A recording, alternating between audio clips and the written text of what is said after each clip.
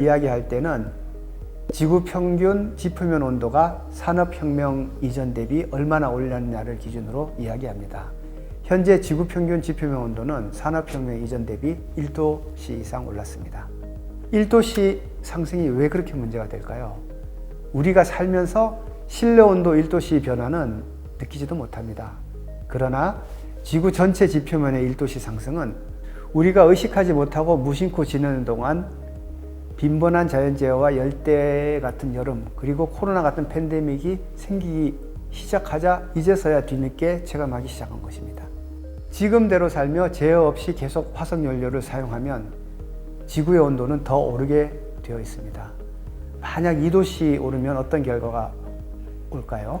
멸종은 확산되고 아열대 범위는 우리나라 코앞까지 오게 될 것입니다. 열대성 전염성이 올라가고 경작지가 점점 줄어들어서 식량 부족이 심해질 것입니다. 남극이나 그린랜드, 시베리아의 빙하나 영구 동토층은 녹아나기 시작할 것이고 피지나 몰디브 같은 아름다운 섬들은 해수면 아래로 가라앉을 것입니다.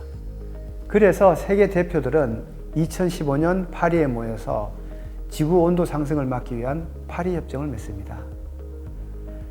파리 협정의 목표는 지구의 온도를 산업화 이전 대비 2도씨 상승 이하를 철저히 유지하면서 1.5도씨 상승을 넘지 않도록 노력한다라는 것이었습니다.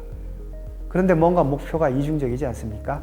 1.5도씨면 1.5도씨고 2도씨면 2도씨지 2도씨를 이하를 철저히 유지하면서 1.5도씨를 넘지 않도록 한다라는 말은 무슨 뜻일까요?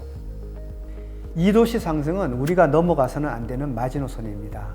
2도씨를 넘어간다는 것은 복원이 불가능한, 말하자면 돌아올 수 없는 다리를 건너는 것과 같습니다. 이 선을 넘어가면 인류는 쇠퇴의 길로 들어설 것입니다. 대신 2도씨 이하를 지킨다면 우리는 여전히 고통을 피할 수는 없지만 최소한 후손들이 복구할 수 있는 기회는 줄 수 있는 선입니다. 가장 이상적인 것은 1.5도씨 상승 이하로 막는 것입니다. 그런데 전문가들의 분석에 따르면 지구적으로 성장과 소비를 포기하는 극단적인 노력을 해도 1.5도씨 상승 이하로 막는 것은 거의 불가능하고 2.0도씨 상승 이하도 굉장히 버겁다고 합니다.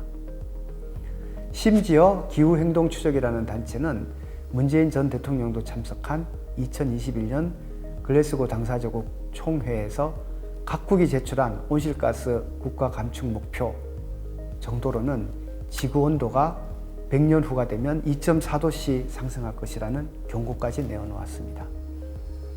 우리는 아마도 삶의 후반부에 지금보다 더 심한 열대야와 태풍, 허리케인과 같은 빈번한 자연재해를 겪을 가능성이 높습니다.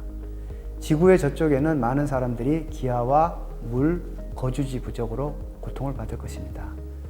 기후변화는 자연재해만 일으키는 것이 아니라 경제공황이나 사회불안까지 일으켜서 심지어는 전쟁도 일으킬 수가 있습니다. 기후변화라는 위기는 인류가 처한 위협 중에서 가장 집요하고 다루기가 어려운 위협이 될 것입니다.